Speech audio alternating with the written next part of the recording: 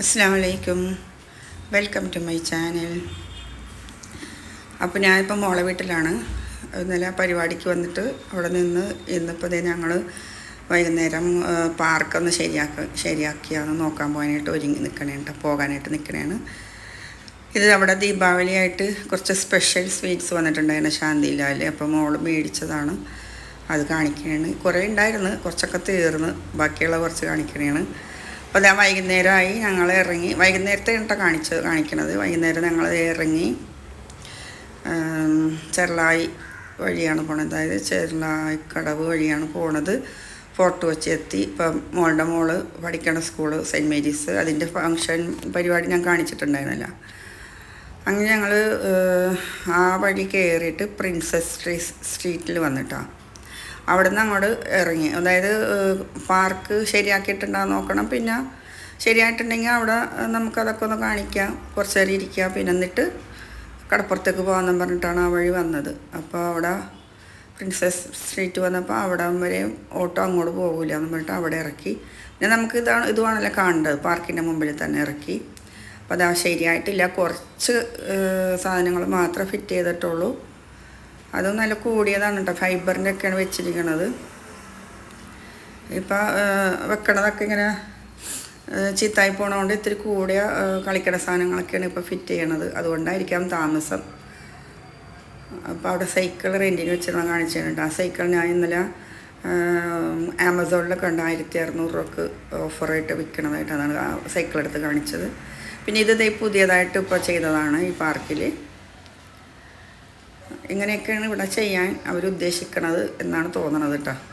പിന്നെ ഇത് നേരത്തെ കുറച്ച് നാൾ മുമ്പ്, 2-3 മാസം മുമ്പ് ഇങ്ങനെ ഈ ഫിറ്റ്നസ് സാധനങ്ങളൊക്കെ വെച്ചിട്ടുണ്ടായിരുന്നു, അതും ഒന്ന് കാണിക്കണേണ്. അപ്പോൾ ഞങ്ങൾ എല്ലാ പ്രാവശ്യവും ആ കല്ലിൻ്റെ മുകളിൽ കൂടെയാണ് നടക്കുന്നത്. ഈ പ്രാവശ്യം കുറച്ച് ഞങ്ങൾ കല്ലിൻ്റെ താഴെ കൂടെ നടന്ന് അവിടെയുള്ള സീനുകളൊക്കെയാണ് കാണിക്കുന്നത്. ഇത് താക്കോലിട്ട് വെക്കണത്. പിന്നെ നമ്മൾ മോഡലിലേക്ക് കയറിയപ്പോൾ അവിടെ നിന്ന് ഇങ്ങനെ കപ്പൽ പോണത് കണ്ട് നല്ല സീനറി ഉണ്ട്. അപ്പോൾ അതങ്ങനെ എടുത്തതാണ്. കപ്പൽ പോണതൊക്കെ മിക്കപ്പോഴും ഞാൻ ഇടാറൊക്കെ ഉണ്ട്, എന്നാലും ഇങ്ങനെ നല്ലൊരു സീനറി കണ്ടപ്പോൾ എടുത്തതാണ്. പിന്നെ കുട്ടികൾക്ക് തലയിൽ വെക്കണ ഹെയർ ബാൻഡ് നോക്കി, പക്ഷെ നല്ലതൊന്നും കിട്ടിയില്ല, എടുത്തില്ല അതവിടെ നിന്ന്. ഇതൊക്കെ നമ്മൾ എപ്പോഴും കാണണതൊക്കെ തന്നെ, പിള്ളേരങ്ങനെ വെക്കുകയൊന്നുമില്ല. അവിടെ നിന്നൊന്നും എടുത്തില്ല. പിന്നെ അങ്ങോട്ട് നടന്നപ്പോൾ അതേ സണ്ണ് അസ്തമിക്കാൻ പോകണം. ഇതിങ്ങനെ വന്നപ്പോൾ കുറച്ച് പിള്ളേർ ചേർന്ന് ഒരു വലിയ കാലുണ്ടാക്കണുണ്ട് മണ്ണ് വെച്ചിട്ട്. അപ്പം ഞാൻ അങ്ങനെ അറ്റത്തുനിന്ന് കയറി ഈ അറ്റം വരെയും വന്നപ്പോൾ ചായ കുടിച്ചിട്ടുണ്ടായിരുന്നില്ല. കപ്പലിൻ്റെയും കുറച്ചുകൊണ്ടാണ് നടന്നത്. അപ്പോൾ ചായ കുടിക്കാൻ കയറിയപ്പോൾ എന്നാൽ ചായയും കപ്പലിൻ്റെയും കുട്ടികൾക്ക് ഷെയ്ക്കും മേടിച്ചു കൊടുത്ത് അതൊക്കെ കുടിച്ച് വീണ്ടും ഇറങ്ങി. ഞങ്ങൾ വീണ്ടും അറ്റത്തേക്ക് നടക്കണേണ്. അപ്പോൾ ഞാൻ ഇത്രയും കൊല്ലമായിട്ട്, അതായത് എൻ്റെ ജീവിതത്തിൽ ആദ്യമായിട്ട്, ഇത്രയും കൊല്ലം ഞങ്ങൾ കൊച്ചിയിലൊക്കെ കിടന്നിട്ട് ആദ്യമായിട്ടാണ് ഞാൻ ഈ കടപ്പുറം ആ അറ്റം മുതൽ ഈ അറ്റം വരെ നടക്കുന്നത്. ഇടയ്ക്ക് പോയി ഇവിടെ ഇറങ്ങാറുണ്ട്, പിന്നെ അപ്പുറത്ത് പോയി ഇറങ്ങാറുണ്ട്, അല്ലാതെ അവിടെ നിന്ന് ഇവിടം വരെ അറ്റം വരെ നടന്നിട്ടില്ല. അപ്പോൾ ഇന്നലെ ഞാനത് ഫുള്ള് നടന്ന് അറ്റത്ത് വന്നപ്പോൾ കുട്ടികൾക്ക് കാല് നനക്കണമെന്ന് പറഞ്ഞ് അങ്ങനെ ഇറങ്ങി കാല് നനക്കാനായിട്ട്. അധികം അങ്ങോട്ട് താഴത്തേക്ക് ഇറങ്ങിയില്ല, ഇങ്ങോട്ട് നീങ്ങി നിന്ന് കാല് നനച്ച്. നല്ല തിരയൊക്കെ ഉണ്ടായിരുന്നു കേട്ടോ. അപ്പോഴേക്കും സന്ധ്യയായി, സൂര്യനൊക്കെ അസ്തമിച്ച് അതാ ലൈറ്റൊക്കെ കത്തി എല്ലായിടത്തും. അപ്പോൾ തിര വന്നതൊക്കെ ഒന്ന് എടുത്തതാണ്. ഓരോരുത്തരൊക്കെ നിന്ന് ഫോട്ടോ എടുക്കണതാണ്. ഇതൊക്കെ നമുക്ക് എത്ര കണ്ടാലും മതി വരില്ല, അങ്ങ് പിന്നെ വീണ്ടും നിങ്ങൾ കാണുകയും വീഡിയോ എടുക്കുകയൊക്കെ ചെയ്യും. അങ്ങനെ ഞങ്ങൾ ആ ബേക്ക് വശത്ത് കൂടെ തന്നെ ഇറങ്ങിയിട്ട് തിരിച്ചങ്ങോട്ട് നടക്കണ്ടല്ലോ, ഇവിടെ നിന്ന് തന്നെ വണ്ടി കിട്ടും. അപ്പോൾ ഞങ്ങൾ ബേക്ക് വശത്തേക്ക് തന്നെ ഇറങ്ങി. അവിടെ നിന്ന് ഞങ്ങൾക്കൊരു ഓട്ടോ കിട്ടി, പെട്ടെന്ന് തന്നെ ഓട്ടോ കിട്ടി. അപ്പോൾ അങ്ങനെ കയറിയപ്പോൾ അവിടെയൊക്കെ ഭയങ്കര ബ്ലോക്ക്. ഇത് ഡച്ച് സെമിത്തേരിയാണ് കേട്ടോ. പിന്നെ അങ്ങനെ ബ്ലോക്ക് നീങ്ങി ഞങ്ങൾ പോയി മുമ്പോട്ട് പോണേണ്. ഇപ്പോൾ വീടെത്താനായിട്ടാണ്. ഫോർട്ട് വെച്ച് കഴിഞ്ഞാൽ ഇത് പട്ടാളം എന്ന് പറയും, മൈതാനം പട്ടാളം. അങ്ങനെ ആ വഴി കൂടെ ഞങ്ങൾ തിരിഞ്ഞ് വീടെത്തി. ഇത് മോളെ വീടിൻ്റെ ഫ്ലാറ്റിൽ നിന്നിട്ടുണ്ടെങ്കിൽ തൊട്ടടുത്തൊരു കല്യാണ മണ്ഡപമുണ്ട്, മാളികക്കൽ. അത് അവിടെ അന്ന് രാത്രി, അതായത് ഞായറാഴ്ച രാത്രി പരിപാടി ഉണ്ടായിരുന്നു. അപ്പോൾ അതൊന്ന് വീഡിയോ എടുത്തിട്ട് എനിക്ക് അതൊക്കെ ഭയങ്കര ഇഷ്ടമാണ് കേട്ടോ. പരിപാടി ഉണ്ടാകുന്നത് ആ ജനലിൽ കൂടെ അങ്ങനെ അത് നോക്കി നിൽക്കണതൊക്കെ എനിക്ക് ഭയങ്കര ഇഷ്ടമാണ്. നോക്കിയൊന്ന് വീഡിയോ എടുത്തതാണ്. ഞങ്ങൾ രാത്രി വന്നിട്ട് കിഴിപ്പൊറോട്ടയാണ് മേടിച്ചത്, ഓർഡർ ചെയ്ത്. അപ്പോൾ അത് വന്ന് കിഴിപ്പൊറോട്ട എനിക്ക് ഭയങ്കര ഇഷ്ടമാണ്. കിഴിപ്പൊറോട്ട ഒരു പ്രാവശ്യം കഴിച്ചപ്പോൾ തന്നെ അത് എപ്പോഴെപ്പോഴും കഴിക്കാനൊന്നുമില്ല, ഇങ്ങനെ വല്ലപ്പോഴൊക്കെ ഇവിടെ വരുമ്പോൾ ചിലപ്പോൾ വീട്ടിൽ നിന്ന് ഞങ്ങൾ ഹോട്ടലിൽ പോയിട്ട് അങ്ങനെ കഴിക്കാറുണ്ട്. അങ്ങനെ കിഴിപ്പൊറോട്ടയാണ് വാങ്ങിയത്. അതിൽ ഒരു ഓംലെറ്റ് ഉണ്ടാവും, പിന്നെ 2 പൊറോട്ട പിച്ചിട്ടിട്ട് ഇറച്ചിക്കറി ഇട്ട്, ഒരു പൊറോട്ട താഴത്തെ പിച്ചാതെ ഇട്ടിട്ട് ഇറച്ചിക്കറി. അങ്ങനെ അത് തന്നെ 3 പൊറോട്ട, അതായത് 1 പിച്ചാതെയും 2 പിച്ചിട്ട് വന്നിട്ട് അതിൽ ഇറച്ചിക്കറി ഇടും. ബീഫാണ് മേടിച്ചത്. ഇറച്ചിക്കറി ഇട്ട് അതിലൊരു ഓംലെറ്റും ഉണ്ടാവും. ഇത് ഞാൻ കൊല്ലത്തുനിന്ന് എടുത്തിട്ടുണ്ടാകും. മോള് തയ്ച്ചതാണ്, മൂത്ത മോള് തയ്ച്ചതിൻ്റെ ഞാൻ ഇട്ടൊക്കെ ഒന്ന് നോക്കിയതാണ്. സാരി വെച്ച് അടിച്ചതാണ്, സാരി ആയിരുന്നത്. അങ്ങനെ എനിക്ക് ഗൗണാക്കി തന്നു മോള്. അപ്പം അതും കാണിക്കണേ. അസ്സലാമു അലൈക്കും. അപ്പോൾ ഞാൻ ഇന്ന് കുറച്ച് കാര്യങ്ങളും കൂടെ പറയണേ കേട്ടോ. അതായത് നമ്മുടെ ആ കല്യാണത്തിൻ്റെ കാര്യം ഞാൻ പറഞ്ഞിരുന്നല്ലോ, ഞാൻ ജയിലിൽ കൂടെ നോക്കി നിൽക്കുമെന്നൊക്കെ പറഞ്ഞല്ലോ. അപ്പോൾ ഇത്രയും നാളും എനിക്ക് തോന്നാത്ത ഒരു ചിന്ത എൻ്റെ മനസ്സിൽ തോന്നിയതിനെ പറ്റി പറഞ്ഞു കേട്ടോ. ഇപ്പോൾ ആണുങ്ങൾ പറയും, അടുത്ത ആളും കൂടെ എരയിൽ വീണ് കുരുക്കിൽ വീണ് അങ്ങനെ പറയില്ല. അപ്പം ഞാനിപ്പോൾ ചിന്തിക്കണതും അത് തന്നെയാണ്. അടുത്ത ഒരു പെൺകുട്ടി കൂടെ കുരുക്കിൽ അങ്ങനെ ഞാൻ ചിന്തിക്കണമായിരുന്നു. എന്താണെന്ന് വെച്ചിട്ടുണ്ടെങ്കിൽ ഇപ്പോഴത്തെ ഈ കാലത്തിൻ്റെ അനുസരിച്ചിട്ടാണ് കേട്ടോ ഞാൻ അങ്ങനെ ചിന്തിച്ചത്. ഓരോന്ന് കണ്ടും കേട്ടും മനസ്സിലാക്കിയിട്ടൊക്കെയുള്ള ഓരോ കാര്യങ്ങൾ, അതാണ് ഞാൻ അങ്ങനെ ചിന്തിച്ചത്. ചിലപ്പോൾ അവർക്ക് നന്നായിരിക്കട്ടെ എന്നും അത്രേ എനിക്ക് തോന്നുള്ളൂ. പിന്നെ ഇപ്പോഴത്തെ ഞാൻ പറയില്ലേ, ഇപ്പോഴത്തെ കാലത്തിൻ്റെ പോക്കനുസരിച്ച് നന്നായിരിക്കാനും കുരുക്കിൽ വീണതായിരിക്കാനും ഒക്കെ സാധ്യത ഇല്ലാതില്ല. അപ്പോൾ ഇപ്പോൾ ഞാൻ പറയാൻ ഉദ്ദേശിക്കുന്നത് വീണ്ടും ഒരു സഹോദരി എൻ്റെ ഒരു കാര്യമാണ്. അത് ഞാൻ അറിഞ്ഞതാണ്, വേറൊരാൾ പറഞ്ഞറിഞ്ഞതാണ് കേട്ടോ. അപ്പോൾ ഇപ്പം ഞാൻ പറയണത് എന്താണെന്ന് വെച്ചിട്ടുണ്ടെങ്കിൽ, ഒരു സുഹൃത്ത് എൻ്റെ അടുത്ത് പറഞ്ഞതാണ്. അവരുടെ ഒരു കൂട്ടുകാരത്തിയുടെ കാര്യം പറഞ്ഞതാണ് കേട്ടോ. അവരുടെ കൂട്ടുകാരത്തി എന്ന് പറഞ്ഞിട്ടുണ്ടെങ്കിൽ വലിയ ഇതിലൊന്നും ജീവിച്ചവരൊന്നുമില്ല, കഷ്ടപ്പാടിലൊക്കെ തന്നെ ജീവിച്ചവരാണ്. കല്യാണമൊക്കെ കഴിഞ്ഞ് നല്ല ജോലിയുള്ള ഭർത്താവൊക്കെ ആയിരുന്നു. അപ്പോൾ ആ ഭർത്താവ് ഗവൺമെൻറ് സർവീസിലായിരുന്നു. ഭർത്താവ് മരിച്ചതിന് ശേഷം ആ ജോലി പിന്നെ അവർക്ക് വേണമെങ്കിൽ എടുക്കാം, ഇല്ലെങ്കിൽ അവർ ആ മക്കളുണ്ടെങ്കിൽ അവർക്ക് എടുക്കാം. അപ്പോൾ അവർക്ക് ജോലിക്ക് പോകാനുള്ള വിദ്യാഭ്യാസവും ഇങ്ങനെ കഴിവൊന്നും ഇല്ലാത്തതുകൊണ്ട് അവരത് മോനിക്ക് കൊടുത്ത്, മോനിൻ്റെ അടുത്ത് എടുത്തോട്ടെ എന്ന് പറഞ്ഞ് മോനിന് കൊടുത്ത്. അപ്പോൾ അവർക്ക് ആ ഒരു മോനേ ഉള്ളൂ. മോനെടുത്ത് മോൻ്റെ ഇതിൽ ഇവർക്ക് പെൻഷൻ കിട്ടും, വിധവ പെൻഷൻ. അങ്ങനെ അതുമൊക്കെ ആയിട്ട് അവർ മോനും ഒക്കെ ആയിട്ട് ജീവിച്ച്, മോൻ്റെ കല്യാണമൊക്കെ കഴിഞ്ഞ് ഫാമിലിയൊക്കെ ആയി. പിന്നീട് ഫാമിലിയായി അവർക്ക് മക്കളൊക്കെ ആയി. അങ്ങനെ കുറച്ച് നാളിന് ശേഷം ഇവർ ഞങ്ങൾ തമ്മിൽ സമ്പർക്കമൊന്നും ഉണ്ടായിരുന്നില്ല. പിന്നെ ഒരു ദിവസം ആ കൂട്ടുകാരത്തിനെ എൻ്റെ സുഹൃത്ത് കണ്ട്, ആ കൂട്ടുകാരത്തി പറഞ്ഞ കുറച്ച് കാര്യങ്ങളാണ് കേട്ടോ ഞാൻ പറയണത്. അതായത് ആ മോനും ഫാമിലിയും ഇപ്പോൾ ഇവരെ മൈൻഡ് ചെയ്യണേ ഇല്ല. ഇവർ കിട്ടണ കാശ് മുഴുവൻ അവർക്കാണ് കൊടുക്കുന്നത്. ഇപ്പോൾ ഇവർക്ക് കിട്ടിയിരുന്ന പെൻഷൻ കാശും എല്ലാം ഇപ്പോൾ അവരുടെ അക്കൗണ്ട് വഴിയാണ് വരുന്നത്. അപ്പോൾ അവർ മൈൻഡ് ചെയ്യണില്ല. എന്ന് വെച്ചാൽ ഇവർക്ക് അസുഖമായിട്ടും നല്ലൊരു സ്ഥലത്ത് കൊണ്ട് കാണിക്കുകയോ മരുന്ന് മേടിക്കുകയോ അങ്ങനെ ഒന്നുമില്ല. ഇവർക്ക് ഇഷ്ടപ്പെട്ട ഭക്ഷണങ്ങൾ കൊടുക്കുകയോ ഒന്നുമില്ല. അപ്പോൾ അവരത് ഭയങ്കര സങ്കടത്തോടു കൂടി എൻ്റെ സുഹൃത്തിൻ്റെ അടുത്ത് പറഞ്ഞപ്പോൾ ഞാനിങ്ങനെ ഇതിടുന്നുണ്ടല്ലോ. അപ്പോൾ അവരെൻ്റെ അടുത്ത് പറഞ്ഞതാണ്, നീ പറഞ്ഞത് ശരിയാണ്, നിങ്ങൾ പറഞ്ഞത് ശരിയാണ്, ഇതുപോലെ അങ്ങനെ ഒരുപാട് കാര്യങ്ങളുണ്ട്. ഇപ്പോൾ എൻ്റെ ഒരു കൂട്ടുകാരത്തി പറഞ്ഞതാണ് ഞാൻ നിൻ്റെ അടുത്ത് പറയണത്. അതുപോലെ നിനക്കും ഒരുപാട് മെസ്സേജുകളൊക്കെ വരുന്നുണ്ടല്ലോ, അപ്പോൾ നീ ഇതും കൂടെ ഉൾപ്പെടുത്തി ഒന്ന് പറയണം. എന്നു വെച്ചാൽ വേറൊന്നുമല്ല, അവർക്ക് എന്താണ് സൊല്യൂഷൻ അത് നീ പറഞ്ഞു കൊടുക്കുന്നുണ്ടല്ലോ, അതൊന്നും അവർക്ക് മനസ്സിലാക്കാം. പിന്നെ ആ മക്കൾ ഈ വീഡിയോ ഇങ്ങനെ സ്പ്രെഡ് ആകുമ്പോൾ കാണുമല്ലോ. ഈ വീഡിയോ അല്ല, ഇനി വേറെ വീഡിയോകളിലും കൂടെയും ഇങ്ങനെ പറയുന്നുണ്ടല്ലോ ഓരോരുത്തരും.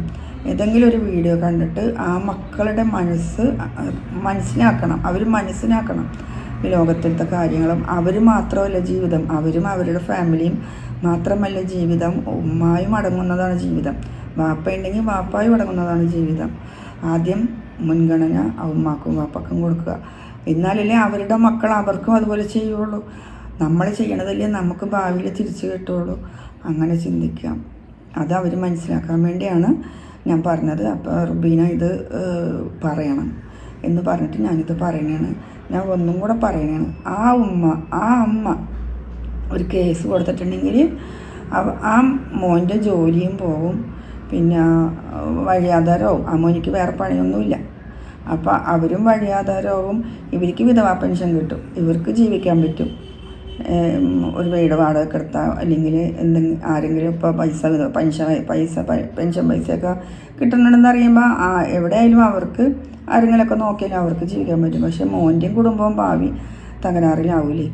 അപ്പോൾ അതുകൊണ്ട് മക്കളെടുത്ത് കൂടി ഞാൻ പറയണതാണ്, ഒന്നുകൂടി ഞാൻ പറയണതാണ്, നിങ്ങളാദ്യം ഉമ്മാക്കും പരിഗണന കൊടുക്കുക. ഉമ്മ ഇപ്പോൾ മക്കളല്ലേ എന്നും പറഞ്ഞ് ഉമ്മമാരങ്ങനെ കേസിനും കൂട്ടത്തിനൊന്നും പോകില്ല. അതുകൊണ്ട് നിങ്ങൾ ആ ഒരു ധൈര്യം വെച്ചിട്ട് ഉമ്മാനെ തള്ളല്ലേ. പക്ഷേ ഗതികെട്ട പുലി പുല്ലുന്നു പറഞ്ഞ പോലെ ഉമ്മാക്കും ഗതികെട്ട ഉമ്മ ചെയ്യേണ്ടതായ കാര്യങ്ങൾ ചെയ്യും.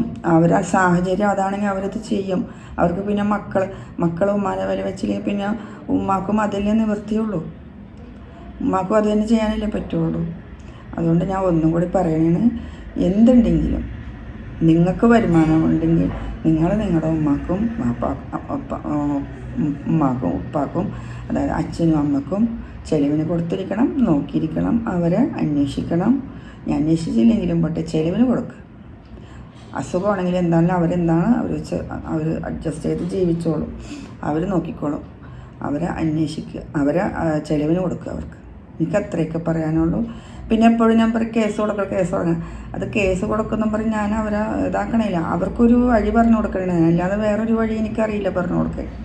ഇങ്ങനെയൊക്കെയല്ലേ പറ്റുള്ളൂ. നാട്ടുകാർ എല്ലാവരും കൂടെ, ഇപ്പം കുടുംബക്കാരെല്ലാവരും കൂടെ തീരുമാനിച്ചാലും മോൻ പറഞ്ഞാണ്, ഇപ്പം എൻ്റെ കുടുംബം എൻ്റെ ജീവിതം ഞാനാണ് തീരുമാനിക്കണം, നിങ്ങളാരും ഇതിൽ കൈകടത്താം എന്ന് ചോദിച്ചാൽ കുടുംബക്കാർക്ക് ഒന്നും പറയാൻ പറ്റില്ല.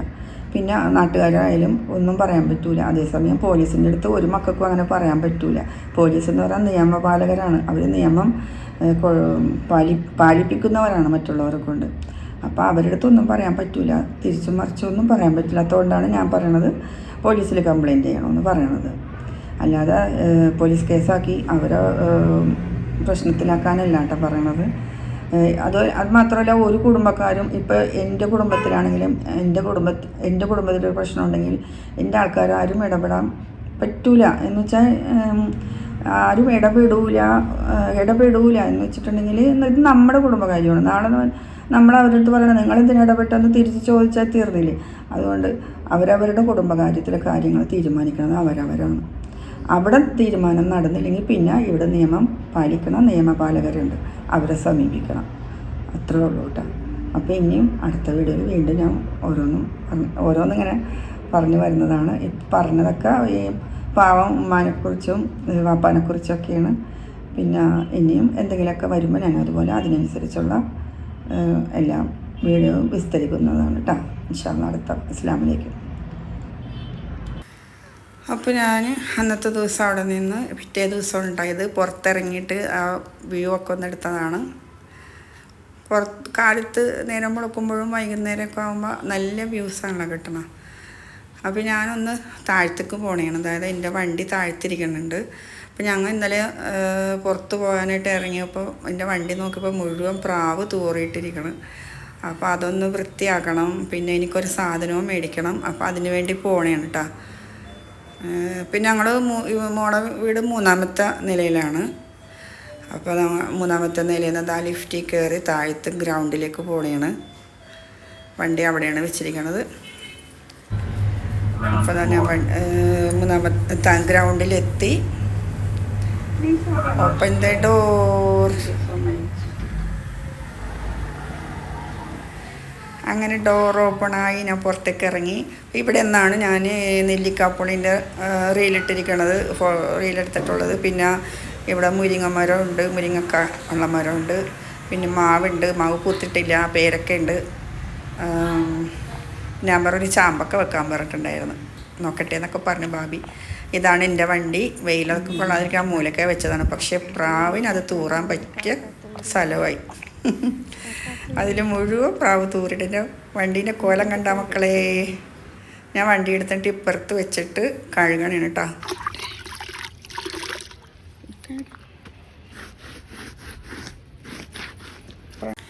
അങ്ങനെ പ്രാവിൻ്റെ കാഷ്ടമായതുകൊണ്ട് വലിയ പ്രയാസമൊന്നുമില്ല. പെട്ടെന്ന് തുണി വെച്ച് അങ്ങോട്ട് ഇടന്ന് വെച്ച് വരച്ചപ്പോൾ തന്നെ അതൊക്കെ പോയി. പിന്നെ കാക്കക്കാഷ്ടം പോലെ വലിയ മണമൊന്നുമില്ല. കാക്കക്കാഷ്ടത്തിനാണെങ്കിൽ ഭയങ്കര മണവും ഛർദ്ദിക്കാനൊക്കെ വന്നതിന്. അപ്പോൾ അതാ സീറ്റൊക്കെ വൃത്തിയായി. പിന്നെ അതിന് ശേഷം താഴത്തും ഫ്രണ്ടും ഒക്കെ കഴുകിക്കഴിഞ്ഞ് എൻ്റെ വണ്ടീൻ്റെ സുന്ദരമായ രൂപമാണിത്. പിന്നെ ഞാൻ പറഞ്ഞില്ല, അത്യാവശ്യമായിട്ട് ഞാൻ ഒന്ന് പുറത്ത് പോകണമെന്ന്. അത് ഈ ഒരു പേപ്പർ വാങ്ങാനാണ്. ഇതെന്തിനാണെന്നൊക്കെ ഉള്ളത് ഞാൻ പിന്നീടുള്ള വീഡിയോയിൽ പറയുന്നതാണ് കേട്ടോ.